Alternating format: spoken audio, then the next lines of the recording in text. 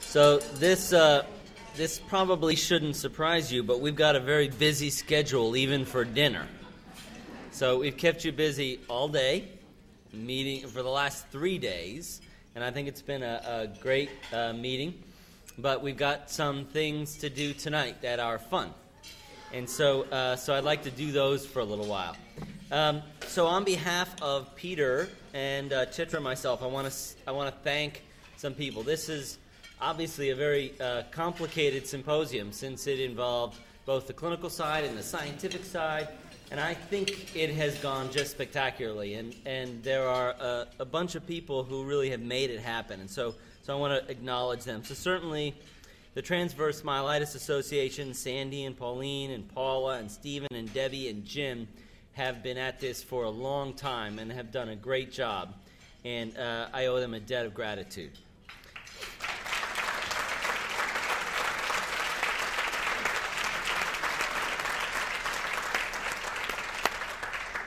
I also want to acknowledge some of the people who helped support this. This was a very expensive symposium, and we've spent about the last year trying to raise money for it. And the things we've done to raise money for this, you don't want to know. But the Christopher Reeve Paralysis Foundation helped support this, and that was great. The National Institutes of Health supported this through the National Institute of Neurologic Disorder and Stroke, as well as the Office of Rare Diseases supported this symposium for the first time, which was very exciting. Unser First Step Foundation and foundations and pharmaceutical companies have all helped support this, and so we appreciate that. It's made this happen. We couldn't have done it otherwise. What we wanted to do was actually make the registration costs absolutely as low as we could, even though it's a loss actually in terms of the cost by the rest of the money that we were able to raise for this. So I think we've been able to do that. We wanted to get as many people here who could come, and so I hope we've achieved that. All of the faculty, there's a lot of Hopkins faculty, but also faculty from elsewhere, from academic institutions, and it was really an awful lot of time on their part. And I really appreciate all of those who came, who lectured, who sat and listened, who participated in the discussions, and who really created the energy that made it work. So it was a big time commitment from them, and I'm appreciative.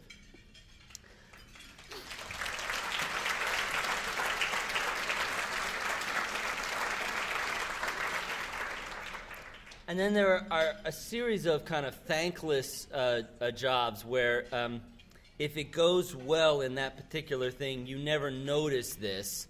And in fact, that's the way it's happened. So for example, Susan Passwaters from Continuing Medical Education is over in the corner there.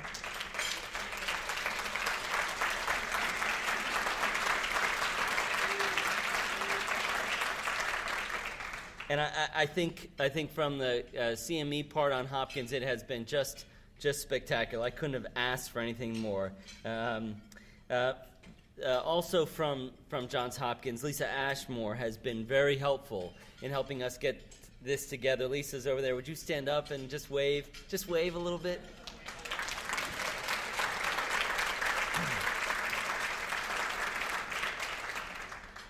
The AV for this, the audiovisual, has been complicated because there's a video and there's both rooms going back and forth, and I would never stand still, so I'd go back and forth, and we tape this, and we've got CDs, and yet you didn't notice any problems with the AV, and so that I have a lot of appreciation to Chris and Michelle Powell and Steve for that. They're in the back there, but they did a spectacular job.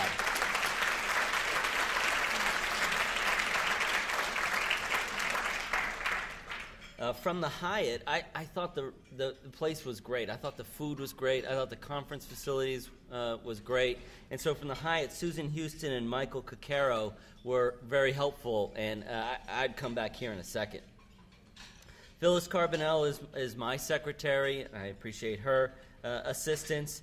All of you, as I said at the beginning, this is a major sacrifice on your part to be here. I hope you've learned, but I also know that it's a big sacrifice. And I appreciate everybody who's taken the time to commit to this community in a positive way. My lab, Peter's lab, Jennifer Drummond. Where are you, Jennifer? Can you raise your hand? For singing, we appreciate you. Chuck Levy had a great musical last night, and I appreciate him.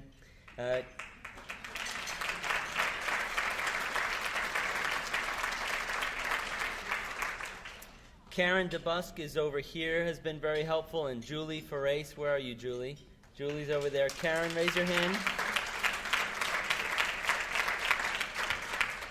Matthew and Nathan have also been helpful with the Project Restore shirts. Let's see.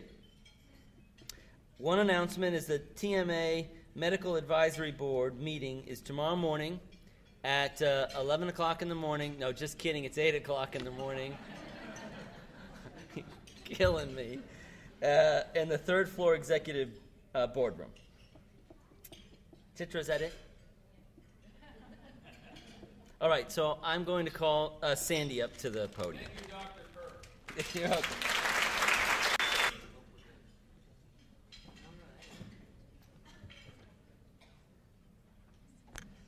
We have a special presentation, 2 special presentations to make tonight. But before I do that, to the thank yous, I wanted to add a few more.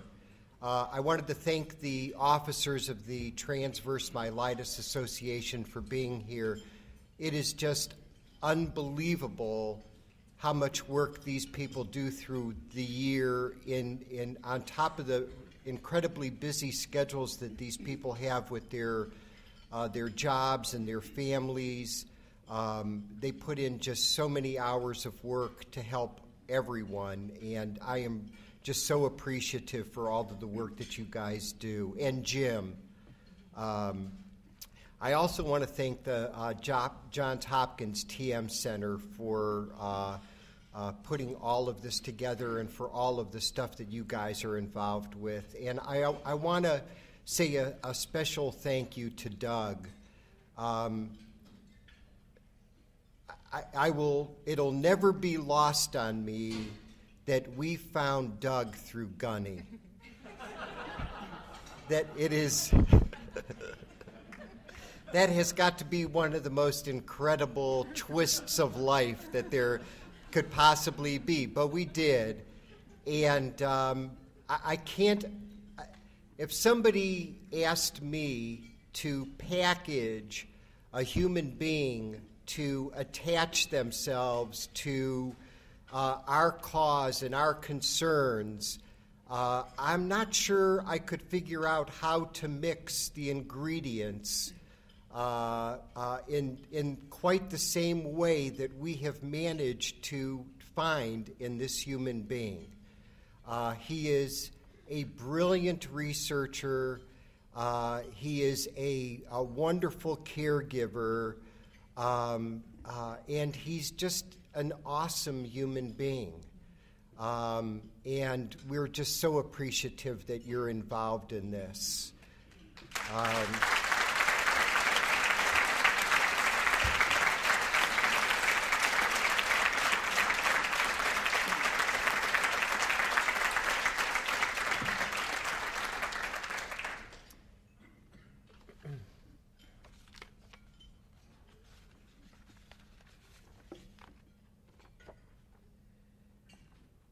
The Transverse Myelitis Association advocates for adults and children around the world who have transverse myelitis. About 20% of the 34,000 people in the United States who have TM are children. Children as young as 6 months of age get TM. The symptoms of TM are caused by an inflammatory attack and demyelination in the spinal cord. There are multiple causes. Most of the infants who get TM are impacted high on the spinal cord, and their symptoms tend to be severe. The children with TM suffer from paralysis, bowel and bladder dysfunction, and other neurological symptoms. Some of the children with TM are ventilator dependent. The TMA held a children's and family workshop in Columbus, Ohio, in July 2002. For almost all of the children with TM and their brothers and sisters, the workshop was their first opportunity to meet other children who have their condition. Children with TM face special challenges in their lives, as do their families. Having a rare disease can be a frightening and isolating experience.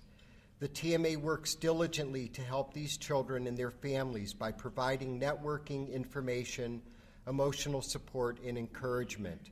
TM is a devastating illness. Many of these children become paralyzed before they have even had their first chance in life to take a first step. While the children suffer significant physical disabilities, they inspire all of us with their intellects, their emotional strength, and their positive spirits. These children are incredibly bright and are filled with hope for their futures. During the course of the workshop, the children created a beautiful piece of art with the guidance from an art therapist, Lori Strelo-Harris. This beautiful work of art reflects the creativity, the hopes, and the courage of these children.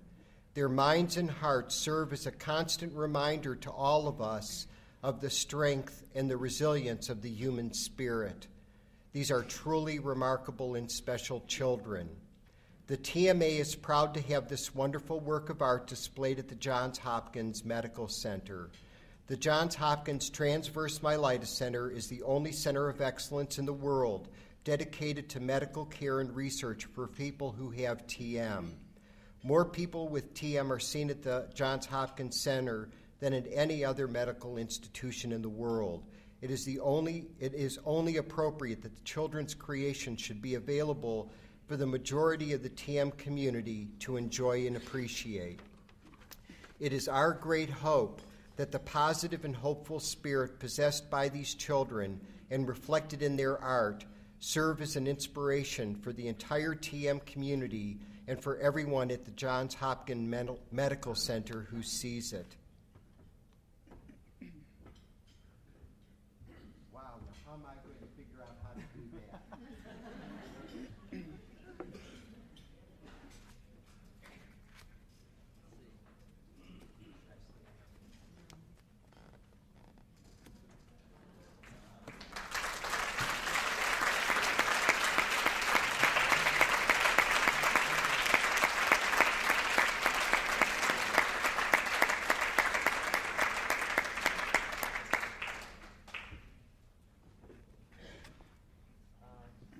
Chitra? Could I ask Chitra to please come up here?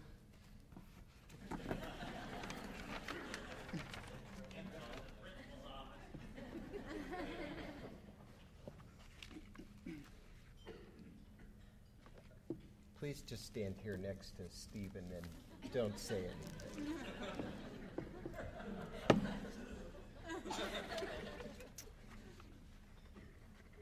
A woman in Rijeka, Croatia, who was diagnosed with transverse myelitis in 1997, is experiencing a serious recurrence of symptoms. She goes to the hospital, but the physicians are uncertain of the cause of her exacerbation. Jasna and her husband Mladen send me their medical records. I send them to Chitra. Chitra takes over. She has all of her medical records reviewed at the Johns Hopkins TM Center and then initiates a dialogue between Dr. Kerr and the physicians in Croatia who are treating this woman. The woman receives a diagnosis of MS. Chitra then follows back with me so that I have information to communicate to the patient and her family. There is a little boy in New Jersey, 18 months old, and just 2 days from the onset of TM. He is totally paralyzed from the neck down and on a ventilator. The parents get in touch with me, and I call Chitra and give her the parent's cell phone number. Chitra calls the parents who are at the hospital and begins the coordination of care for this little boy between the pediatric neurologists in New Jersey and the Johns Hopkins TM Center. I am getting the newsletter ready for publication, and I need articles from 3 physicians at Johns Hopkins. I call Chitra and ask her to help me extract the articles. Chitra works with these people all day. She sees them working from early in the morning until late at night and 7 days a week. They are constantly juggling the demands of caring for patients, teaching, doing rounds and research, and every once in a while these people try to see their families. I asked Chitra to begin to hound these people for my articles, the articles that they have no time to even think about, let alone write, but she does. In her very diplomatic and charming way, she cajoles and hounds until I have my articles for the newsletter. I want to publish an article that was previously published in a medical journal. Chitra contacts the publishers for me so that I can get permission to reprint the articles. I am working on a research project and have hundreds of concepts that need to be categorized for coding. I send Chitra the files to review and to help me develop into meaningful categories. Chitra spends hours and hours doing this review and sorting for me. Chitra is not employed by me or by the TMA, but Chitra is on call for our community 7 days a week. I call her at the office all day long. I call her on Saturday nights, and I call her on Sunday mornings. She never answers the phone. Oh, crap, it's you. Chitra never says no. Chitra does run away to Bombay on occasion, but she never says no.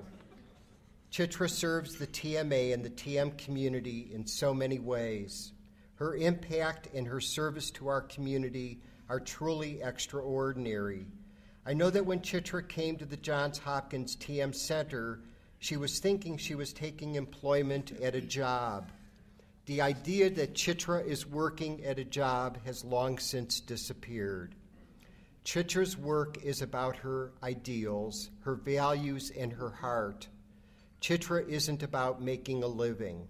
Chitra has joined the crusade.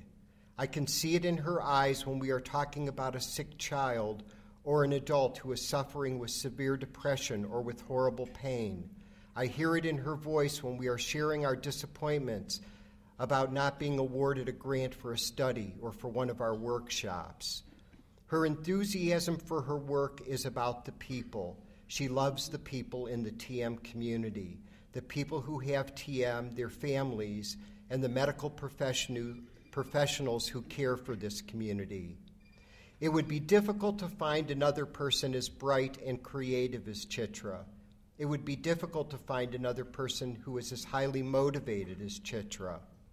It would be a challenge to find another person who is organized and as good a communicator as Chitra, but it would be absolutely impossible to find another person who brings the heart and spirit that Chitra brings to her work.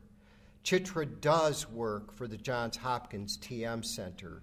She is a wonderful researcher. She is an exceptional writer and speaker. She is incredibly well organized. She has an amazing ability to communicate with people with sensitivity and kindness. Chitra does it all. She works tirelessly for the Johns Hopkins TM Center and the TMA. There is no way to measure her contributions in hours worked or grant applications prepared or studies conducted or articles written or patients cared for or symposia coordinated, because while this is all of what Chitra does, what makes her so special is not what she does, but how she does it. Chitra does this work because she loves what she's doing, and more importantly, she loves who she is doing this for. Chitra has worked for over a year to prepare this symposium.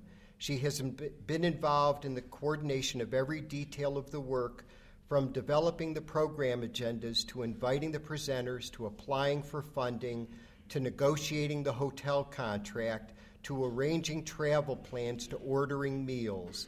It is an absolutely enormous job that requires tremendous time and effort to do well, and Chitra only does things well. The Transverse Myelitis Association is proud to have Chitra on our medical advisory board. We appreciate Chitra's very generous contributions of her creativity, skill, experience, and intellect to the very challenging medical, social, and emotional issues that surround our community.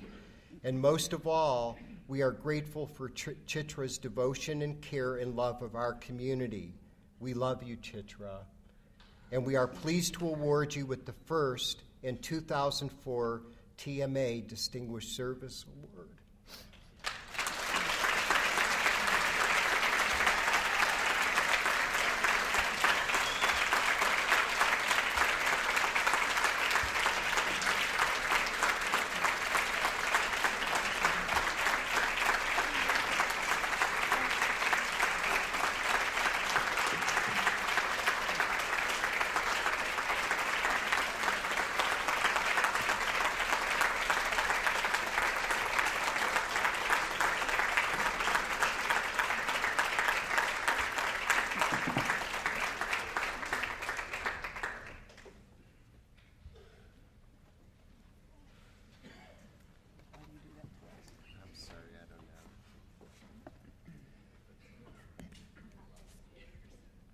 I think maybe we can count on her for one more year, maybe.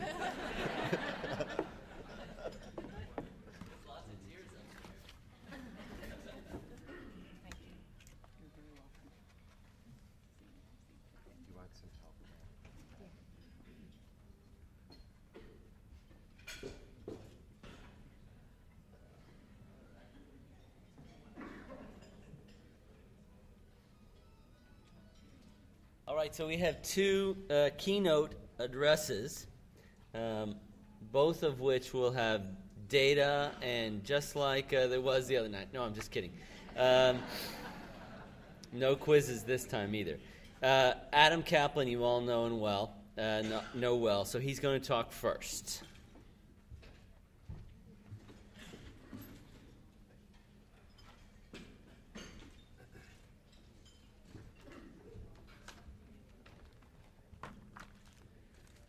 I'm going to try reading it this time instead of winging it off the cuff, so bear with me. Tonight we will all be inspired by a remarkable woman. In just a short while onto this stage will come a woman I am privileged to call my friend, Paula Lazzeri. As you will see, she is a force of nature, made of rugged resiliency but able to persevere through adversity in a way that is inspiring, optimistic, and transcendent. If I didn't know her, I would not have imagined that someone possessing such great inner strength and equally great outward kindness could exist. Someone other than my wife, that is.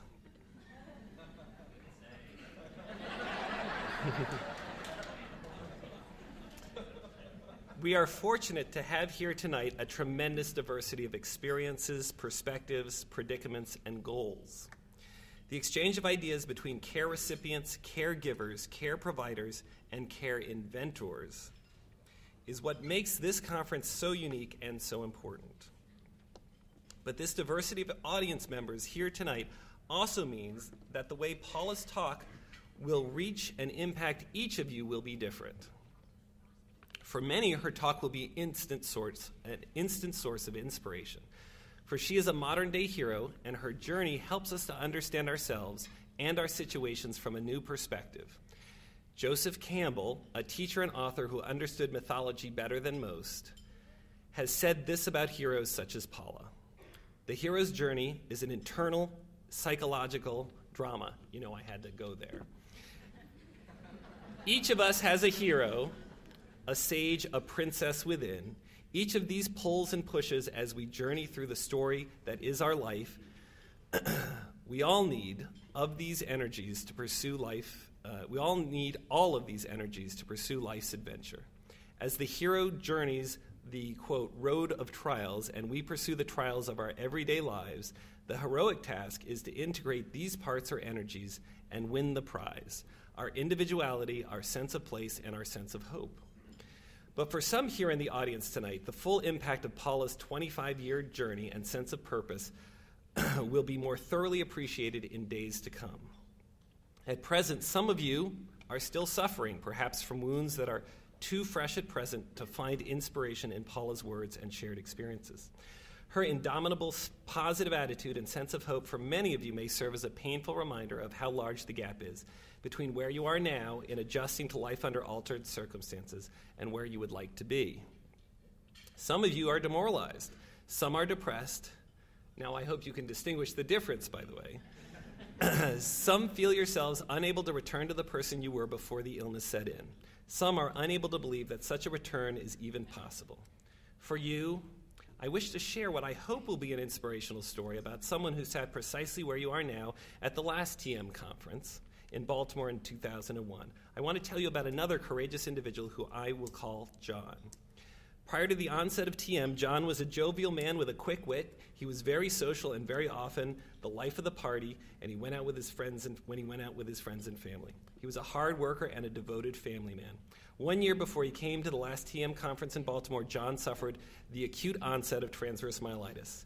When he came to this conference, largely at the urging of his wife, like many of you, he saw for the first time other individuals who had been afflicted with the same illness that had changed his own life.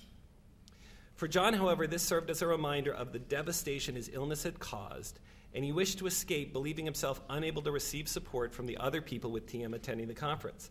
Seeing people in wheelchairs, he would later tell me, who had coped and moved on in their lives only made him feel more inadequate because of how much he was suffering despite the fact that he could walk with a cane. 1 year before the conference, John had been on vacation with his family. He had never been significantly sick or depressed a day in his life. On the airplane on the day he departed for his destination, John noted the worsening of discomfort in his neck, which was soon joined by pain in his left arm and shoulder and numbness going down his arm.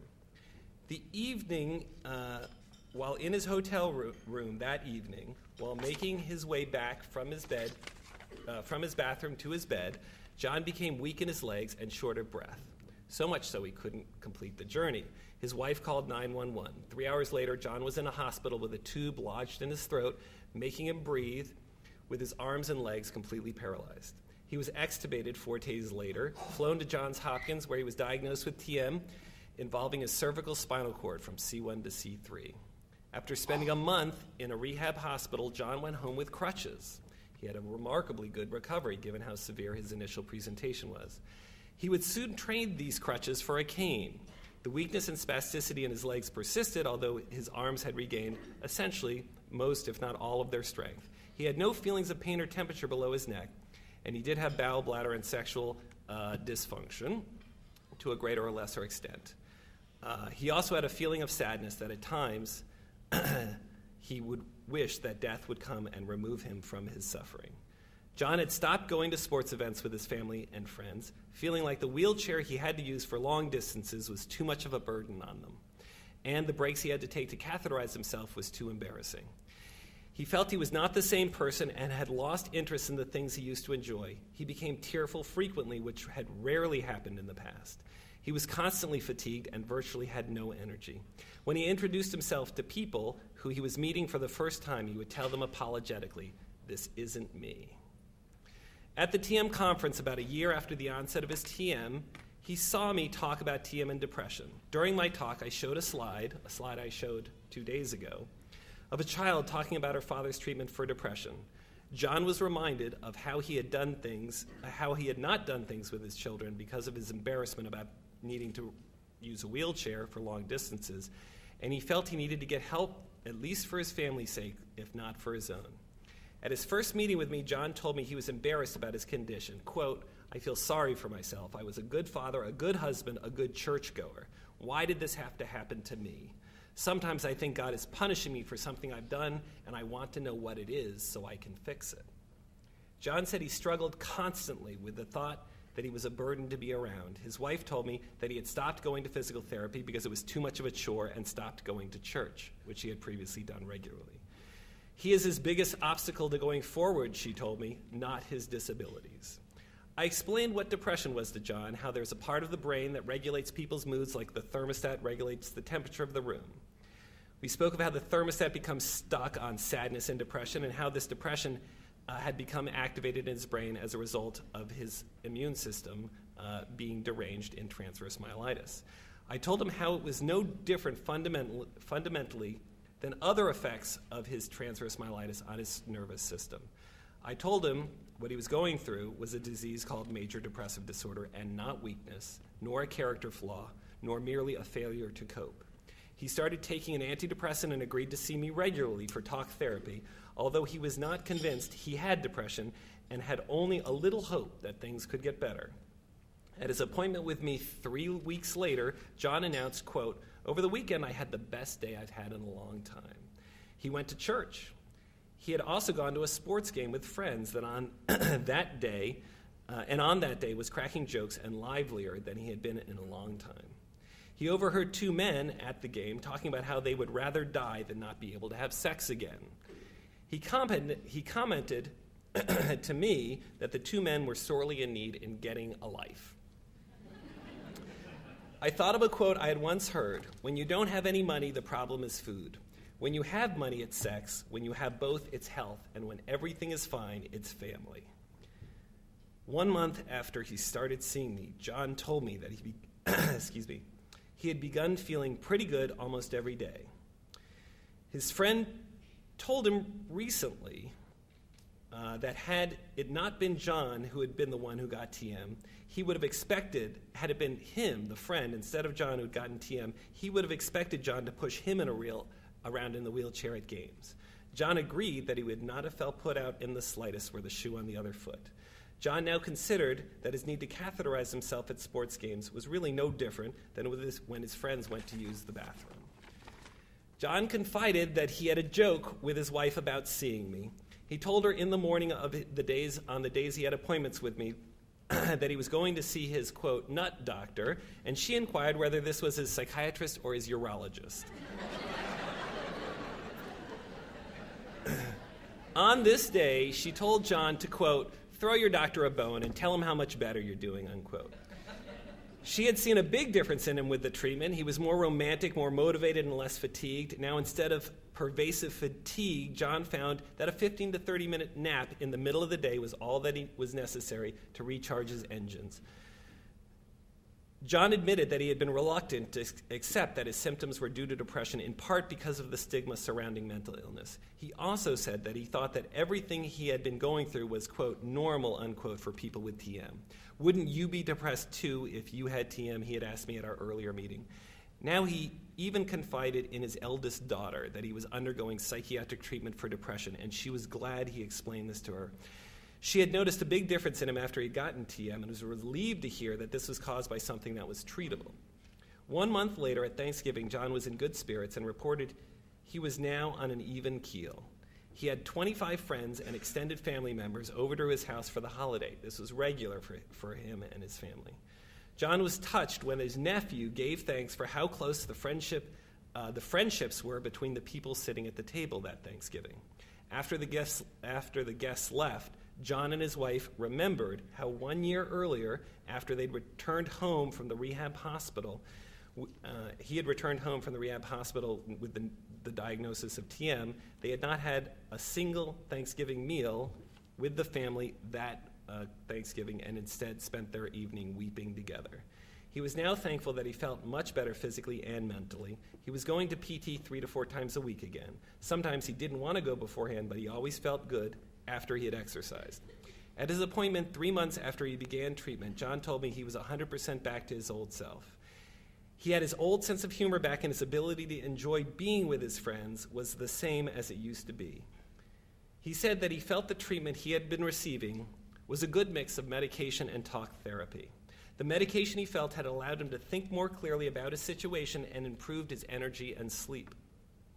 The questions I asked him, he told me, made him reconsider some of the assumptions that he had and challenged him to find a new way of, quote, looking at the glass as half full, not half empty, his own words. He had even learned to joke about his disabilities. On his best friend's 40th birthday, he gave his friend a cane to make fun of how old he had become. At his last appointment with me, 6 months after he began his treatment, John told me that he now had nothing to complain about and was feeling good in general. He had resumed his old social schedule, went back to work, and did not let his illness get in the way of the time spent with family and friends. He recalled that after the TM had started, he'd gotten depressed and became very hard on himself. He now acknowledged, quote, I am a pretty decent guy, and I did work hard to get where I am now, unquote. He now knew he did not do anything to deserve the punishment that TM had on him. Quote, "The TM is something that has just happened, and I can choose to move ahead instead of getting stuck here in self-pity." John told me that he now recognizes that in addition to the bad, there has even been some good that's come out of contracting TM. He is closer to his family than he had ever been in the past and is a better father who spends more time with his kids than he used to. He looks at disadvantaged people as well in a different and very compassionate way. He acknowledged that he has learned to feel good about getting praised by others rather than worrying that it will make him conceited. His wife, kids, close friends all tell him that he's an extraordinary person, and I concur. I have shared John's treatment with you with his full permission. He even thought about getting up at this podium and coming here today and giving his own personal account of his battle with TM and depression, because he no longer feels that the depression was different from any other aspect of his illness. He chose to allow me to present this story to you using a pseudonym because he'd hoped that this would make the experience seem more universal than particular to his single situation. We hope, John and I, that this discussion will dispel some of the myths that surround the nature of about the treatment of depression and allow you, the audience, to glimpse what it is like to find the strength that is required to seek help for every aspect of a rare neuroimmunological disease. Depression is one of the most devastatingly and potentially lethal aspects of these diseases. Ironically, despite this, depression is one of the most treatable manifestations, as John's case demonstrates. Although there are many people I want to thank whenever I have the opportunity to speak publicly, my wife tops my list tonight. Suffice it to say that the manner in which she receives, gives, provides, and invents care for me makes my world a better place to inhabit each and every day. Let me take a breath. It is now my great pleasure to be able to introduce to you Paula Lazzeri. This is going to be the hardest part for me.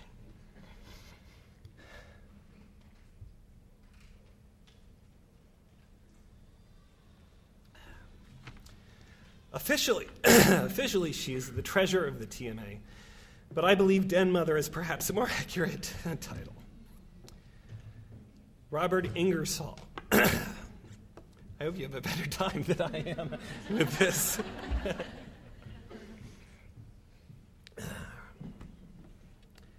Robert Ingersoll, a popular 19th century American orator, said the following about his brother, and I have modified this slightly because I believe it applies equally well to Paula Lazzeri. This brave and tender woman in every storm of life is oak and rock. But in the sunshine, she is vine and flower. She is the friend to all heroic souls. She climbs the heights and leaves all superstitions far below, while on her forehead falls the golden dawning of the grander day. And I'm going to get out of here while the getting's good.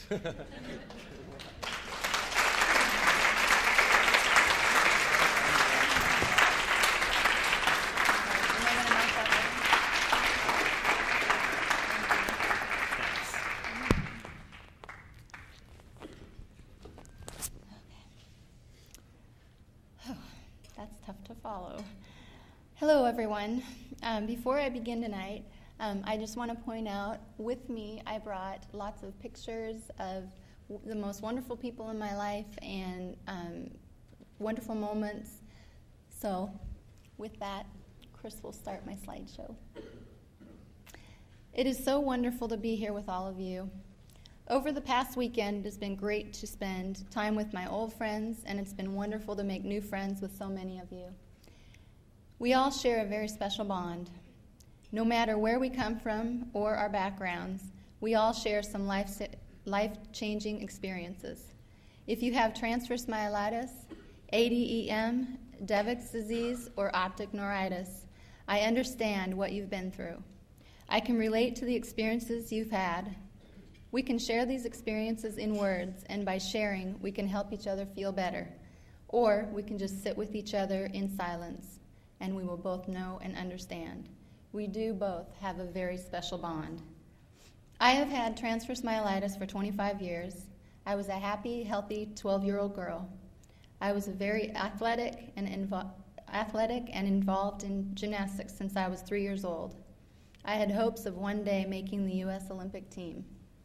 It was around the time that my parents were considering private training that my life was about to change. One morning in 1979, I woke up with extreme back pain. It was so bad that my parents took me to the emergency room. The doctors said that it was probably just a pinched nerve, and they sent me back home later that morning. They said I would be just fine. By the time I got home, my knees began to buckle, my balance was off, and the pain in my back was horrible. No one in my family could believe that anything was seriously wrong with me, for we had just returned from the emergency room. I laid down, trying to rest and stay calm, and felt a wave of paralysis go from my feet to my neck. In less than one day, I went from running around and doing cartwheels to becoming a C6-7 paraplegic bound to a wheelchair. The same doctors that had seen me early that morning were there to see me paralyzed that afternoon, and I believe we were all shocked, scared, and confused. It took a month before my parents, family, and I heard the words transverse myelitis. The time before I received the TM diagnosis was agonizing for me and my family. I was only able to see my family through a glass window because the doctors were afraid that I had something that was contagious. I endured many tests, and I repeatedly asked the doctors and nurses, "Am I going to die?" No one would respond to my question. It was a frightening time for my family, but a terrifying time for me. We finally heard the diagnosis of transverse myelitis. The diagnosis did not clarify for anything for us of what had happened to me. We were just surrounded by uncertainty, and we had no idea what the future held in store. I felt like I was totally on a deserted island. Through the support and encouragement of my family, I decided early on I was not going to let transverse myelitis and my symptoms defeat me. I refused to accept the admonition from my doctors that I would always need help, I would never walk, that I would never be able to do anything for myself or not lead the life of a normal woman. The struggles were varied and frequent, occasionally painful, always frustrating, and at times filled with tears. My family was always full of determination to not let these ideas get the best of me. Their love and their nurturing carried me through these difficult times. They believed in me, and they helped me to believe in myself. My brothers and sister did not treat me like an invalid. I was given no special treatment. My brothers would play football in the living room when my parents weren't home. And as I couldn't play with them, I would tell them I was going to tell Mom and Dad when they got home. My brothers would push me in my chair into the corner, nose first. And they would wedge tennis shoes behind my wheels so that I could not move. Okay, that was not very nice, but I survived. Plus, I knew my mom would serve her brand of justice when she got home. I once heard a football coach say, "You're never a loser until you quit trying." I understand that concept, and I agree with it wholeheartedly.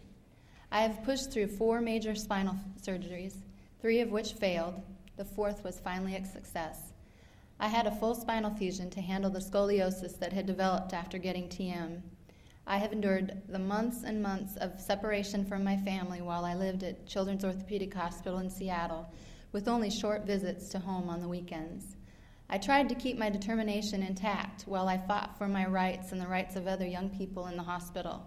We wanted to be treated with dignity and respect. The staff at the hospital was treating us all like infants, and it was demoralizing and disheartening. The results of my efforts were that the hospital instituted some major changes regarding its policies, impacting young male and female patients and their needs.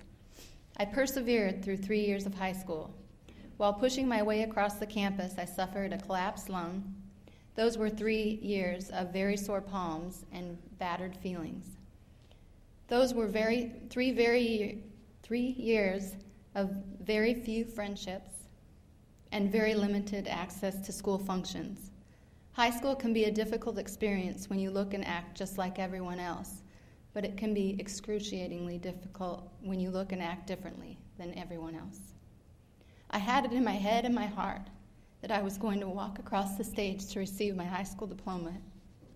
I worked really hard with my physical therapist. There was blood, sweat, and a river of tears, but the final result was that with the aid of a walker, I took 15 steps across the stage and accepted my diploma from the hand of the principal. It was truly one of the most satisfying moments of my life, and probably one of the most important pictures that I brought to show you. I went into high school quiet, trying to blend in, but I left it with a bang. I still see fellow students and their families every now and then who tell me what an impact it made on them that day. I went on to college and graduated with a degree in business. I have worked as a tax accountant for the past 15 years. Working has also had its ups and downs, but by far, the experience has been far worth it. Not long ago, I had gained a nickname from my coworkers. I recently got a new wheelchair for the first time. I had the seat set at an angle. I was not used to the way it was balanced. While delivering files one day, I ran into a cubicle wall and flipped over backwards. Thankfully, a coworker that sat by came to my rescue. I felt totally helpless, embarrassed, and I shed more than a few tears. I was mortified. A few minutes after the fall, I emailed Sandy about it. He helped me to dust off my ego, and we both had a good laugh about it. I moved on and tried not to look back. My coworkers now call me Flipper. I made the mistake of sharing the story with my husband and son, and the new nickname has now traveled home and to my church. 20 years ago, I met the man of my dreams. We've been married for over 17 years. He is an incredible husband who is sensitive, romantic, and devoted to me, always making me feel beautiful and successful. Our decision to have a family was another milestone in my life. With the help of a high-risk OB, we forged ahead blindly, for there was no information that existed on pregnancy and TM. I call my 11-year-old son Jesse my miracle baby, because he is just that. Motherhood has been so rewarding, but not always easy. I'd never do it any other way. I have served as the treasurer for the TMA for the past 10 years. I drive my own minivan, I take care of my home, I love to play and watch sports. I sit snow ski, but I will never be a Peekaboo Street. I play tennis, but I will never be a Serena or Venus Williams. I ride a hand-powered bike, but I will never be a Lance Armstrong. I believe we can accomplish anything we set our minds and hearts to do. If you are willing to work hard at it and to believe in yourself and maintain a positive attitude, remain focused on your goals, you can reach and achieve any of your dreams. I have succeeded because I won't give up. Peekaboo Street, the Williams sisters, or Lance Armstrong cannot outdo my determination and perseverance. They cannot outdo my spirit and my heart. I have come to believe that if this had not happened to me, I would likely have gone on as a happy and healthy human being, but perhaps never fully realizing the blessings that were truly mine. Today I am thankful for the use of my hands, my eyes, my ears, my mouth, my mind, and my heart. My parents tell me that I had an extrasensory smile before I got sick and that I never lost it through it all. People react to my smile, and I intend to keep that smile throughout eternity, so get used to it. That smile reflects my attitude about life. I've had to face many challenges in my life. I've had to endure numerous physical and emotional hardships, but my positive attitude and my sense of hope for today and the future have never been diminished. My life is good because I will have it no other way. My life is beautiful because I choose to see it this way. We cannot control all of what happens with our bodies, and we cannot control all of what happens in the world around us. But we do control how we think about and feel about ourselves and our families in the world we live in. And it is all good. Life is very, very good. My extended family is always supportive and ever so close to me, as you see in my sister Donna, who is here in Baltimore with me. I love you so much, Donna. My TMA family has fast become a huge part of my life. There are several people here tonight: Sandy, Debbie, Stephen, Doug, Adam, Chitra, Heather, and Dreama, to name a few, who mean the world to me and help me get through life with TM. I cannot forget to mention one person who is not here, Jim Lubin, who is an absolutely amazing person. His philosophy is, when life isn't the way you like it the way it is, one day at a time. He is so inspiring to me and to everyone who knows him. I am so privileged to be able to see him and Helena, his mother, and spend time with them. I am constantly blessed by a Heavenly Father who took this broken clay vessel and reshaped it into the woman I am today, and continues to use me to reach others who need to hear what we can all become with his love and with our own minds and hearts and spirits. I'd like to end with a favorite verse from the Bible. Consider it pure joy whenever you face trials of many kinds, because you know that the testing of your faith develops perseverance. Perseverance must finish its work so that you may be mature and complete, not lacking anything. Thank you.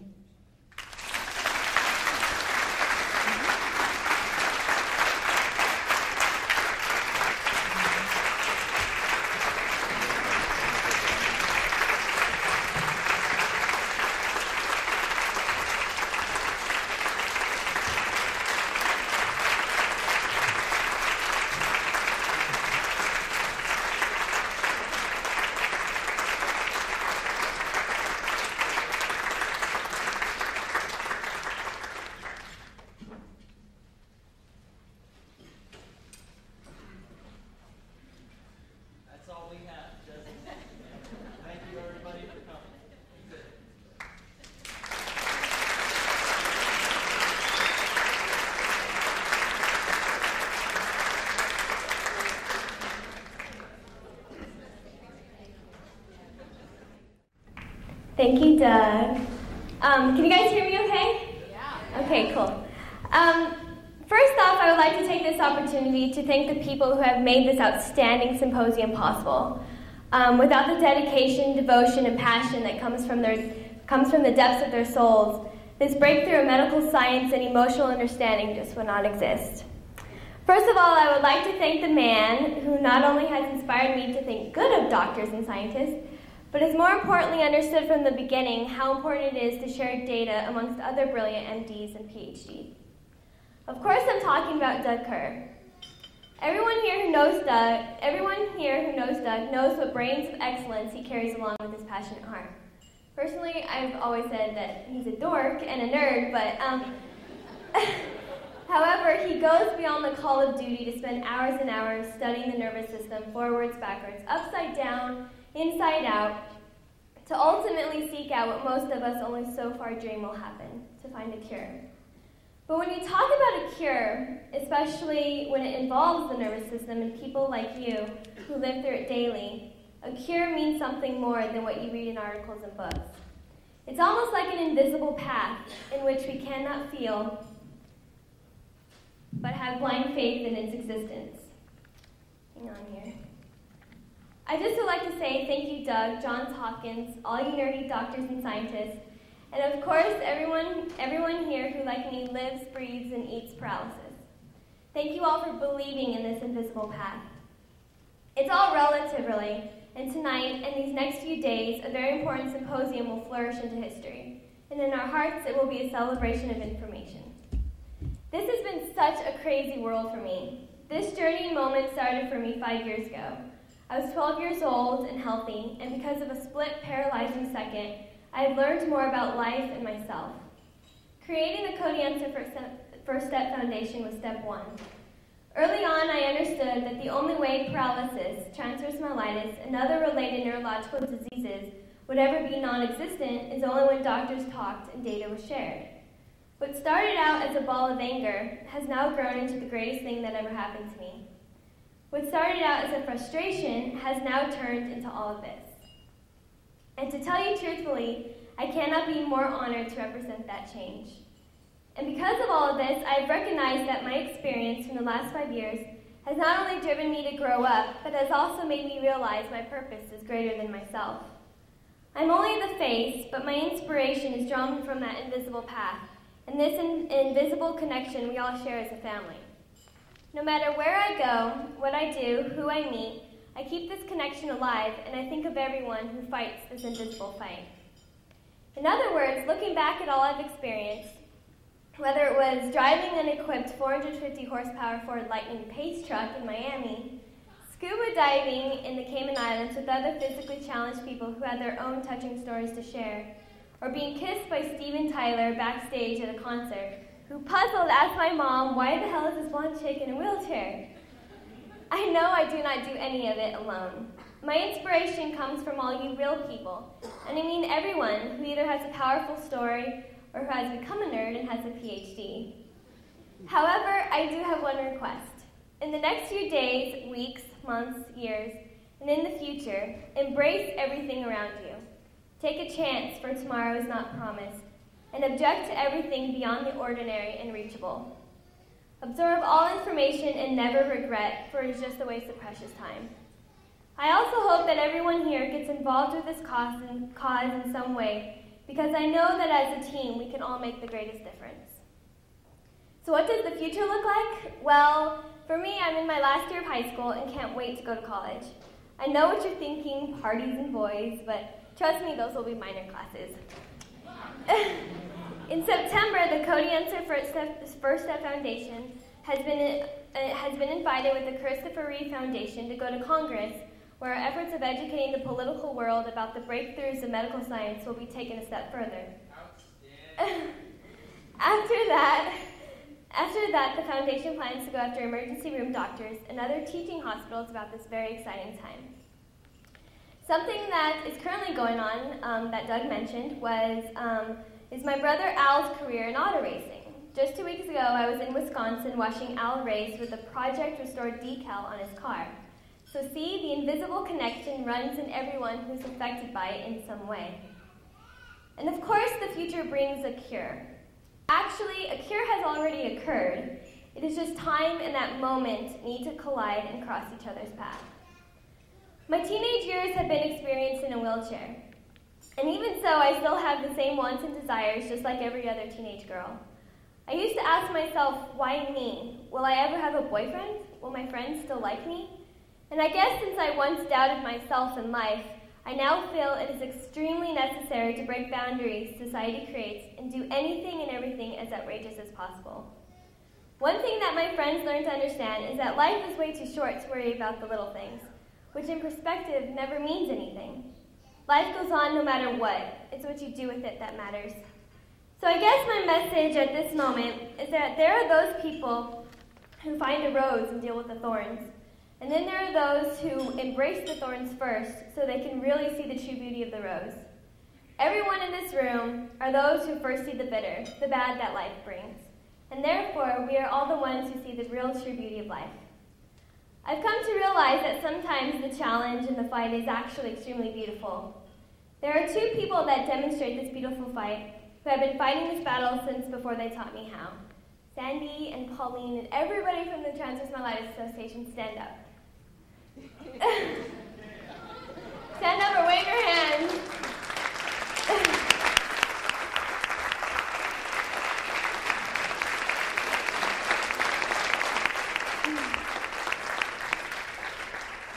I just would like to say that you guys really have grasped the thorns while smelling the rose.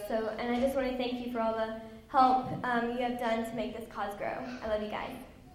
So with that, I just would like to say thank you all again for inspiring me to continue with this battle, and I can't wait to cause trouble at college because of it.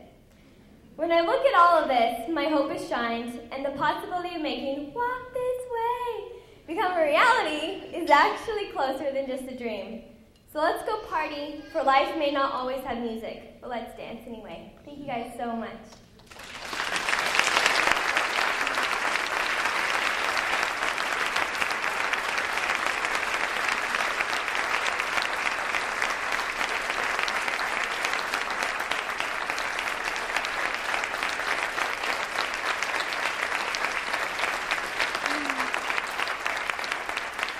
I just have one more thing to say. I just would like to dedicate this speech and this moment to my Uncle Louis Unser, who actually just recently died of MS. So this speech speech goes to him. So thank you all so much for this wonderful opportunity. Thank you so much.